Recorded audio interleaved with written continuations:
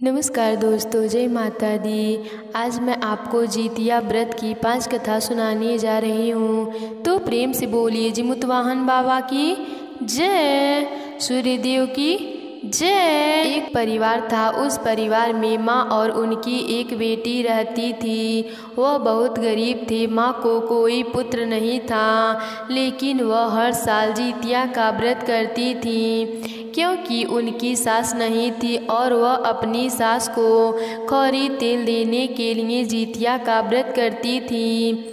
जब जितिया का व्रत आया, उस समय बहुत ज़्यादा बारिश हो रही थी। माँ उदास होकर घर के आंगन में बैठी थी। तभी उनकी बेटी आई और बोली, माँ तू क्यों ऐसे बैठी हो? माँ बोली, देखो ना बेटी, बारिश है कि बंद होने का नाम ही नहीं ले रहा है और जितिया का व्रत भी आ गया है। अगर बारिश बंद नहीं होगा तो गेहूँ कैसे सूखेगा और कैसे आटा बनेगा और पूरी ठेकुआ भी तो बनाना है। अगर यह सब सही से नहीं बनेगा तो हमारे घर के पितरों को कैसे चढ़ेगा? बेटी अपनी माँ की बात सुनकर माँ से बोली, माँ तू चिंता मत कर, सूर्यदेव की कृपा होगा तो धूप जरूर होगा। हम सूर्यदेव से प्रार्थना करेंगे तो वह हमारी प्रार्थना जरूर सुनेंगे। फिर बेटी ने सूर्यदेव से प्रार्थना की। बोली, हे सूर्यदेव, सब जगह तो पानी भर रहा है, आप मेरे घर धूप उगा दीजिए। मेरी माँ जितिया का व्रत करेगी, आप मेरे घर में धूप उगा दीजिए ताकि मेरी माँ गेहूँ धोकर सुखा सके, उसका पकवान बना सके। कहते हैं कि अगर भगवान से कुछ भी श्रद्धा भाव से मांगो तो वह हमारी ज़रूर सुनते हैं। सूर्यदेव ने उसका प्रार्थना सुन लिए और उसके घर में धूप निकलवा दिए। जब धूप निकल आया तब दोनों माँ बेटी ने मिलकर गेहूँ धोए, उसे सुखाकर पिसवा कर पकवान बनाए। फिर जितिया का व्रत की। जब जितिया का व्रत उसकी माँ कर ली, अगले दिन पारण के दिन बेटी ने सोचा, माँ ने जितिया का व्रत किया था, माँ को भूख लगा होगा, मैं जल्दी से खाना बना देती हूँ। बेटी खाना की तैयारी करके आंगन में मिर्चा लाने चली गई। तभी देखा वहाँ नोनी का खूब ज़्यादा साग उग आया था। बेटी नोनी का साग देखकर हैरान रह गई। वह सोचने लगी, नोनी का साग तो यहाँ पहले कभी नहीं था, आज अचानक नोनी का साग कहाँ से आ गया? बेटी अपनी माँ को बुलाकर पूछती है, माँ आज नोनी का साग बना दूँ? माँ बोली, बना दो बेटी। बेटी ने नोनी का साग बना दिया। माँ बेटी दोनों मिलकर खाना खाए। कुछ दिनों बाद पता चला कि बेटी माँ बनने वाली है और 9 महीने बाद बेटी ने एक सुवन बालक को जन्म दिया। वह बालक भगवान सूर्यदेव का दिया वरदान था। वह बालक सभी बालकों से अलग था। जहाँ बालक 6 से 7 दिनों में जितना बढ़ते हैं उतना वह एक ही दिन में बढ़ जाता। धीरे धीरे वह बालक बड़ा हो गया। जब वह बालक गांव के लड़कों के साथ खेलता तो कोई भी खेल हो वह बालक ही जीतता। किसी के साथ वह बालक कुछ भी खेलता तो वह ही जीत जाता। सब गांव वाले कहते कि बिन बाप का लड़का है, फिर भी इतना तेज है। जब यह बात बालक ने सुना तो घर आकर अपनी माँ से पूछा, माँ गांव वाले क्यों कहते हैं कि मैं बिन बाप का बेटा हूँ? माँ मेरे पिता कहाँ हैं? मेरे पिताजी कहाँ रहते हैं? तब उसकी माँ उसको लेकर आंगन में गई और सूर्यदेव से हाथ जोड़कर बोली, हे सूर्यदेव, यह आपका ही दिया हुआ लड़का है, आज आपको ही ढूंढ रहा है, कृपा करके आप इसको दर्शन दे दीजिए। अब सूर्यदेव उसका बात सुनकर उसके आंगन में प्रकट हुए। जब सूर्यदेव उसके आंगन में आए तब सूर्यदेव उसके बालक से कहते हैं कि मैं ही तुम्हें आशीर्वाद दिया था और तुम आए हो, मैं ही तुम्हारा पिता हूँ। ऐसा कहकर सूर्यदेव सूर्यदेव वहाँ से जाने लगे। तब बच्चा सूर्यदेव का रथ पकड़ लिया और बोला, नहीं, मैं आपको नहीं जाने दूंगा।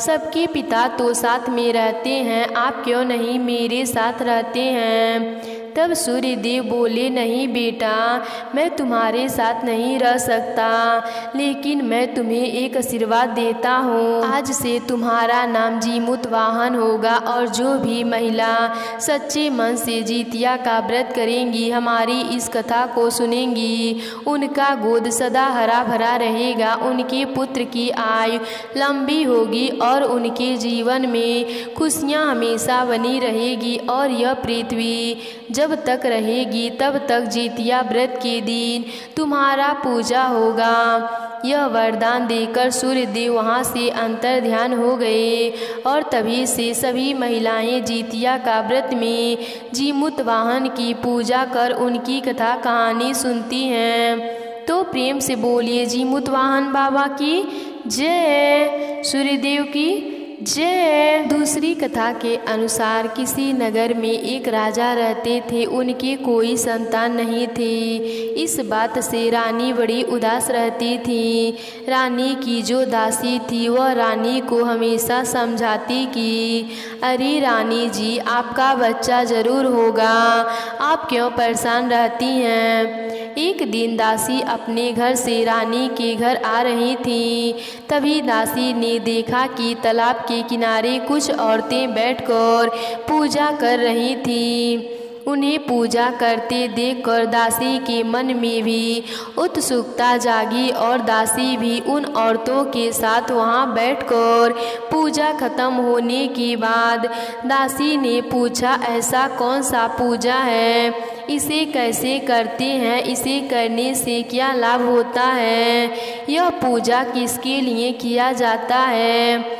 उसमें से कुछ महिलाओं ने कहा, यह जितिया का व्रत है, यह जीमूतवाहन बाबा का पूजा हो रहा था। इस पूजा को करने से पति बच्चे सब स्वस्थ रहते हैं और बच्चे दीर्घ आयु होते हैं, और जिनके बच्चे नहीं होते वह यह व्रत पूजा करती हैं तो उनके भी बच्चे हो जाते हैं। दासी को यह बात बहुत अच्छा लगा। उसने मन में सोचा कि यह बात मैं रानी को बताऊंगी। दासी जब राजमहल में गई तब रानी से बोली, आप इजाज़त दीजिए तो मैं आपको एक बात बताऊं। रानी बोली, बताओ क्या बात है। तब दासी बोली, रानी आप जितिया व्रत कीजिए, आपके जितिया व्रत करने से आपको संतान होंगे। कुछ फल उन औरतों ने दासी को दिए थे। दासी ने वह फल रानी को दे दी और बोली कि इसे आप खा लीजिए और जीमूतवाहन से प्रार्थना कीजिए कि मेरा भी संतान हो जाए तो मैं भी जितिया का व्रत करूंगी। तब रानी ने जीमूतवाहन से बोली, हे जीमूतवाहन बाबा, आने वाले जितिया व्रत तक यदि मेरे कोई संतान हो जाए तो मैं भी जितिया का व्रत करूंगी। उसके बाद रानी गर्भवती हो गई और जितिया आने के पहले ही रानी को एक लड़की हो गई। लेकिन दासी और रानी ने दोनों मिलकर यह कह दिया कि यह लड़की नहीं लड़का हुआ है। राज्य में सूचना सुना दी कि लड़का हुआ है, लड़का हुआ है। यहाँ तक कि राजा को भी पता नहीं था कि संतान प्राप्ति में लड़का हुआ है या लड़की हुई है। उनको भी पता था कि लड़का हुआ है। रानी अपनी लड़की को बिल्कुल लड़के की जैसे रखती। उसका चाल ढाल, पहनना, हर एक चीज़ लड़के जैसे होने लगा। जैसे जैसे लड़की बड़ी होने लगी वैसे वैसे लड़कों जैसे उसने काम करने लगा। अब वह थोड़ी जवान हो गई। राजा को उसके शादी की चिंता सताने लगी। जैसे जैसे वह बड़ी होने लगी वैसे वैसे दूसरे राज्य के राजा उसे देखने आने लगे, क्योंकि सबको पता था कि यह लड़का है और उस लड़की की शादी एक लड़की के साथ हो गई। इस बात को रानी और दासी दोनों ने सबसे छुपा कर रखी थी कि यह लड़का है या लड़की। इस लड़की के साथ राजा की लड़की का विवाह हुआ था। वह लड़की ससुराल आ गई। सुहाग रात के दिन जो लड़की बनी राजकुमारी थी वह सोई नहीं, इधर उधर घूम रही थी। जब दुल्हन सो गई तब वह रूम में गई और सुबह दुल्हन के उठने के पहले वह वहाँ से चली आई। हर रात ऐसे ही होता था, ऐसे ही कुछ दिनों तक चलता रहा। उसके बाद कुछ दिनों बाद उस लड़की का विदाई हो गया और वह अपने घर चली गई।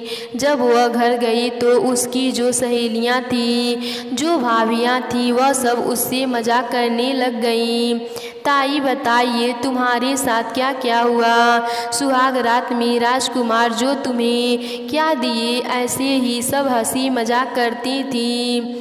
वह कुछ बोली नहीं। तब सब सखियां मिलकर उसे सताने लगीं। तब राजकुमारी बोली अपने सखियों से, तुम लोगों को मैं क्या बताऊं?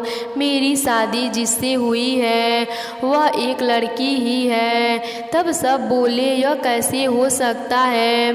तब दुल्हन बोली, मैंने जितना उसको देखा और समझा है उतना से मैं इतना अंदाज लगा सकती हूँ कि वह एक लड़की ही है, क्योंकि उसकी सारी हरकतें लड़की जैसी ही है। यह बात सुनकर उसकी सखियां बोली, इस बात को कैसे पता लगाया जाए कि वह लड़का नहीं लड़की है? तब सब ने मिलकर एक योजना बनाई और बोली कि जीतिया का व्रत आ रहा है और तुम उनको बुलाना और कहना कि हमारे यहाँ जो नई नई शादी होते हैं वह जोड़ा एक साथ गंगा जी में स्नान करता है और जब वह गंगा जी में नहाएंगे तब हम परछाई में देख लेंगे कि वह लड़का है या लड़की है। तब सब मान गईं और कहने लगीं कि ऐसा करने से किसी को कुछ पता भी नहीं चलेगा और हम जान भी जाएंगे कि वह लड़का है या लड़की। उसके बाद राजकुमारी ने उस लड़की के पास संदेश भिजवा दिया। संदेश मिलने पर वह लड़की डर गई। उसने सोचा ऐसा करने से सबको पता चल जाएगा कि मैं लड़का नहीं लड़की हूँ और मेरी माँ और दासी दोनों मुसीबत में पड़ जाएंगे। इतना सोचकर वह लड़की घोड़ा पर सवार होकर दुल्हन के पास जाने लगी। आते आते जंगल में जा गई। उस जंगल में एक बरगद का पेड़ था। वहाँ रुककर सोचने लगी, मैं कहाँ जाऊँ? इधर जाऊँ या उधर जाऊँ? इधर कुआं है और उधर खाई है, मैं क्या करूँ? उसे कुछ समझ नहीं आ रहा था और वह वहीं बैठकर रोने लगी। वह इतना रोने लगी और विलाप करने लगी। सोची रोने से मन हल्का हो जाएगा। वह इतना रोने लगी कि उस पेड़ के सारे पत्ते झड़ने लगे। उस पेड़ पर एक चील रहता था। उसने बोला, ये भाई क्या बात है, तुम इतना क्यों रो रहे हो कि पेड़ के सारे पत्ते झड़ रहे हैं? बताओ। वह लड़की बोली, तुम्हें बताने से क्या फ़ायदा? क्या तुम मेरी कष्ट दूर कर पाओगे? तब वह चील बोला, अरे भाई पहले तुम बताओ तो सही, जीवन में ऐसी कोई भी समस्या नहीं होती जिसका कोई समाधान न हो। आप पहले बताइए तो। तब वह लड़की बोली, मैं एक लड़की हूँ और आज कुछ ऐसा होगा जिससे मेरा यह सोच सबको पता चल जाएगा। इससे मुझे फर्क नहीं पड़ता, लेकिन मेरी माँ और दाई माँ को बड़ा कष्ट होगा और मेरी जो दुल्हन है उसकी बड़ी बदनामी होगी, क्योंकि हम राजकुमार हैं और हमारे राज्य में थोड़ी सी भी गलती होती है तो लोगों को फांसी दे दी जाती है। यह सोचकर हम इतना रो रहे हैं। तब चील बोला, इसमें इतना क्या रोना है? आपकी माँ ने आपके पाने के लिए बड़ा बड़ा तप किए हैं, जितिया का व्रत की है, जितिया व्रत में मेरी पूजा भी की है। आज मेरा कर्तव्य बनता है कि मैं उसका फल आपको दूं। आप मेरे लिंक के साथ अपना लिंक बदल दीजिए। वह लड़की जीमुतवाहन बाबा का आशीर्वाद समझकर मान गई और ऐसा ही किया। अब जो राजकुमारी थी अब वह लड़का हो गई और चील को धन्यवाद देकर वहाँ से चली गई। उसके बाद वह अपने पत्नी के पास गई, गंगा जी में स्नान किए। तब सब सखियों ने उनका परछाई देखी और जान गई कि यह लड़की नहीं लड़का है। उसके बाद वह राजकुमारी से बोली, तुम तो झूठ बोल रही थी कि यह लड़की है, पर यह तो लड़का है। तुम तो बहुत झूठी हो। और वह वहाँ से चली गई। अब राजकुमार अपने पत्नी को लेकर घर आ गए। घर आकर सारी बात अपने माँ और दाई माँ को बताए। यह सब बातें सुनकर रानी और दासी का विश्वास और भी ज़्यादा जितिया व्रत का हो गया और वह दोनों हर साल की तरह इस साल भी पूरी श्रद्धा भाव से जितिया का व्रत की। चील और सियारन की मिट्टी से मूर्ति बनाई, उनकी पूजा की और जीमुतवाहन बाबा से अपने बेटे की लंबी आयु और सुखी जीवन की प्रार्थना की। हे जीमुतवाहन बाबा, जैसे कृपा आपने उन पर की वैसे ही हम सब पर करना। तो प्रेम से बोलिए जीमुत बाबा की जय। किसी गांव में सास बहू रहती थी। सास बहुत ही धार्मिक प्रवृत्ति की थी। वह नियम से पूजा पाठ करती, सभी त्योहारों का व्रत करती और भगवान से अपने घर परिवार की सुख शांति की प्रार्थना करती। लेकिन बहू सास से बिल्कुल अलग थी। वह ना तो पूजा पाठ करती ना ही कोई व्रत करती। जब जितिया का व्रत आया तो सास घर की साफ सफाई करना शुरू कर दी।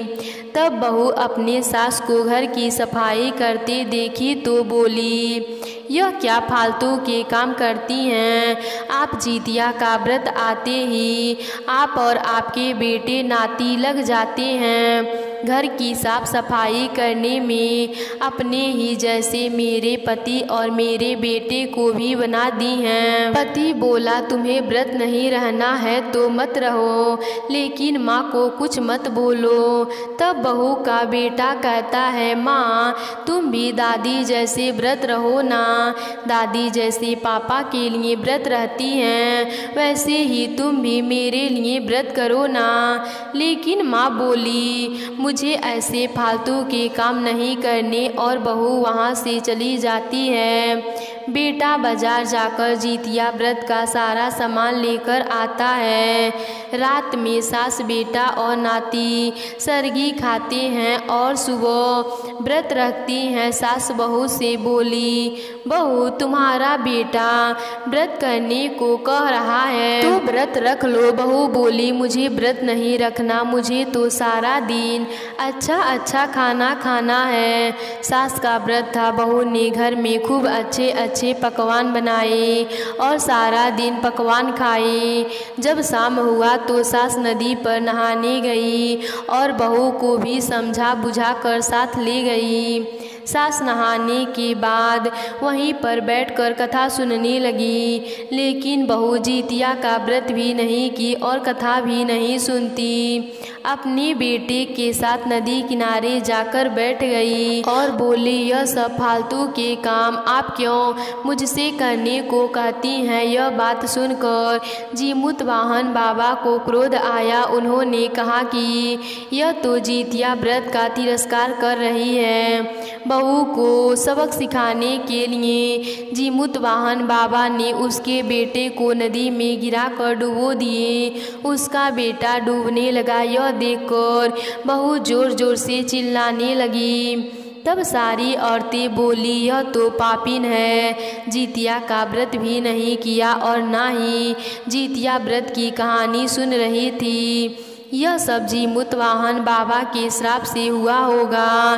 तब सब औरतें कहने लगी, अरे पापीन, अब तो जीमूतवाहन बाबा से क्षमा मांग लो, शायद तुम्हारी प्रार्थना सुन जीमूतवाहन सुन ले और तुम्हारे बेटे को तुम्हारे पास वापस लौटा दें। लेकिन बहू अपने घमंड के आगे अभी भी उसे कुछ दिखाई नहीं दे रहा था। फिर सारी औरतें ने उसे खूब खड़ी खोटी सुनाई और अपने घर चली गईं। जब रात होने लगी तब बहू को भी अपने बेटे की चिंता होने लगी और कहने लगी, हे जीमूतवाहन बाबा, मुझसे गलती हो गई, कृपा करके आप मुझे क्षमा कर दीजिए। मैं अगले साल की जितिया व्रत करूँगी और पूरे श्रद्धा भाव से नियम पूर्वक उसे निभाऊंगी, लेकिन आप मेरे बेटे को वापस कर दीजिए।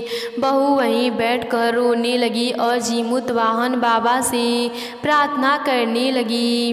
बहू की प्रार्थना से जीमूतवाहन बाबा प्रसन्न हो गए और उसके बेटे को वापस कर दिए। अपने बेटे को वापस पाकर बहू को जीमूतवाहन बाबा पर पूरा विश्वास हो गया और वह अपनी सास और जीमूतवाहन बाबा से क्षमा मांगने लगी। फिर जब अगले साल का जितिया का व्रत आया तो बहू ने अपने सास के साथ जितिया का व्रत किया और जितिया व्रत की कथा सुनी। अब उसके परिवार में खुशियाँ छा गईं।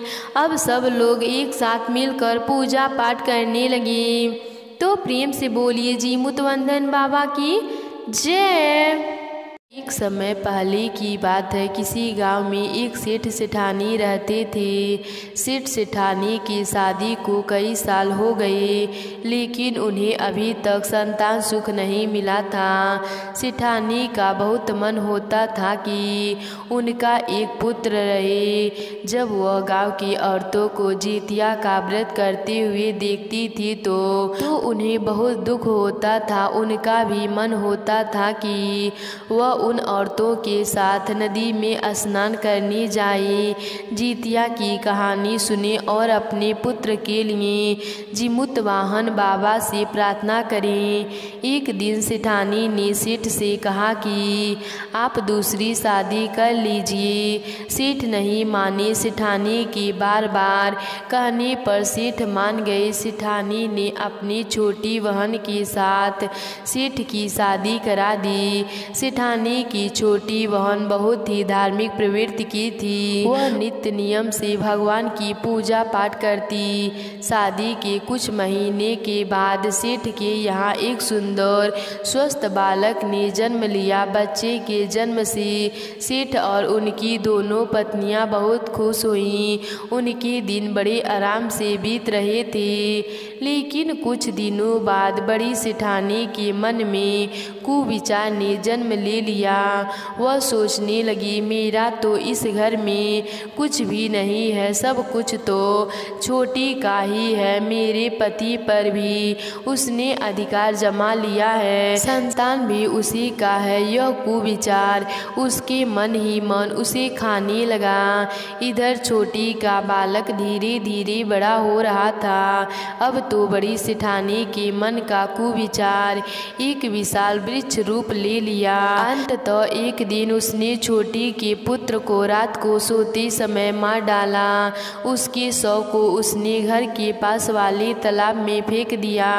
उसमें छोटी सेठानी जितिया व्रत में स्नान करती, वहीं तालाब किनारे बैठकर जितिया की कहानी औरतों के साथ सुनती थी। सुबह होते ही सबको इस बात का पता लग गया। पूरे घर में कोहराम मच गया। सेठ सिर पीट पीट कर रोने लगे। लेकिन संयोगवश उसी दिन जितिया का व्रत था। छोटी को जितिया का व्रत करते देख बड़ी जेठानी को बहुत जलन होता था। इसीलिए बड़ी जेठानी ने उसके पुत्र को मारकर नदी में फेंक दिया था। उसने सोचा कि जब इसका पुत्र ही नहीं रहेगा तो यह व्रत किसके लिए करेगी। लेकिन छोटी सेठानी ने जितिया का व्रत नहीं छोड़ा। और उसने जितिया का व्रत रखा। शाम को जब छोटी सेठानी नदी पर स्नान करने गई, अपना वस्त्र नदी किनारे रखकर नदी में स्नान करने लगी।